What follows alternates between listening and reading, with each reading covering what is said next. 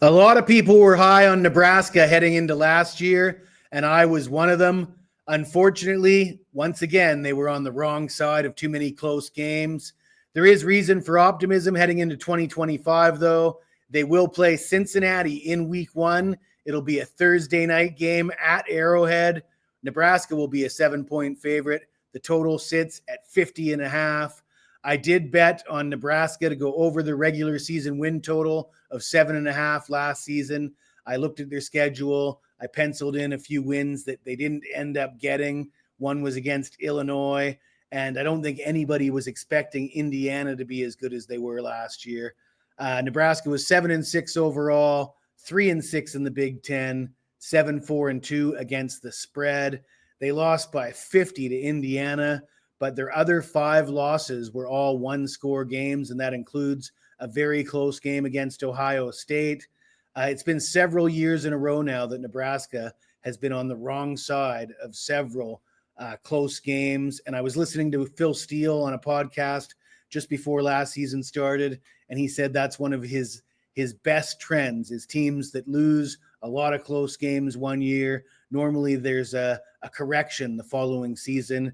And he said that the exception of the rule for several years in a row now has been Nebraska. So will it be deja vu all over again in 2025? I don't know. You look at their schedule, really, there's only one game that you can pencil in as a loss, and that's at Penn State. They do play Michigan, but they get them at home, and they might be favored in every other game they play. I can't see them losing more than 4 games. I was optimistic last year that Dylan Raiola would come in and play well at quarterback right away. He ended up throwing for 2,819 yards, 13 touchdowns, and 11 picks on 67% passing. And obviously those are fairly pedestrian numbers. He had some good games and some bad games, failed to be consistent. But they made a change at offensive coordinator. They bring in Dana Holgorsen, and I really like that hire. Holgerson's a guy that guys just love playing for, and he's had success. I expect it to work out well for Nebraska's offense. They've loaded up in the transfer portal with some talented wide receivers. Their roster looks pretty solid, and again, their schedule looks to be a little bit more favorable this season. So I am expecting Nebraska to go over the regular season win total of 7.5 this time around.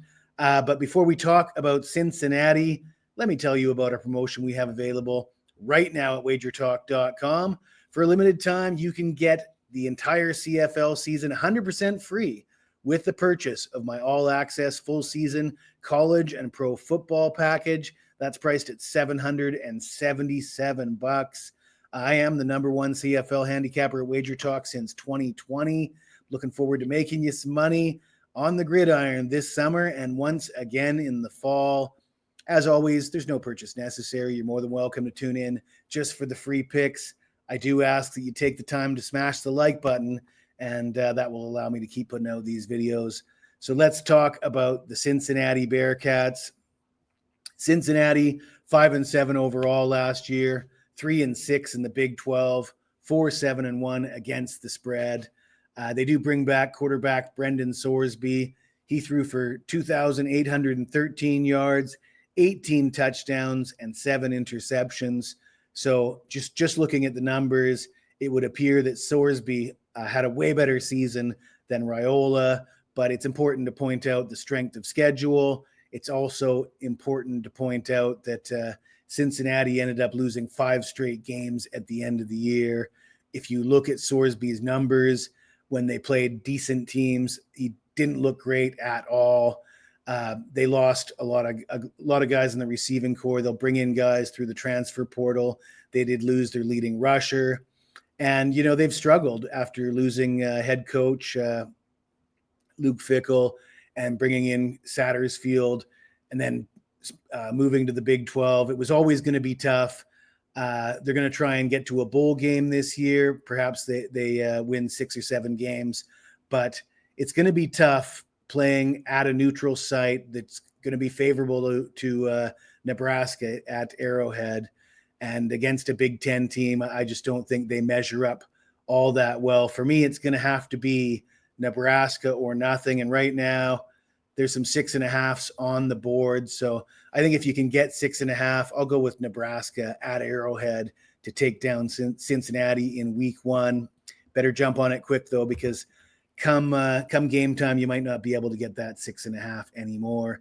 If you like this video, smash the like button, subscribe to the channel. You got anything to say to me, even if it's nasty, you hit me up in the comments below and I'll get back to you as soon as I can.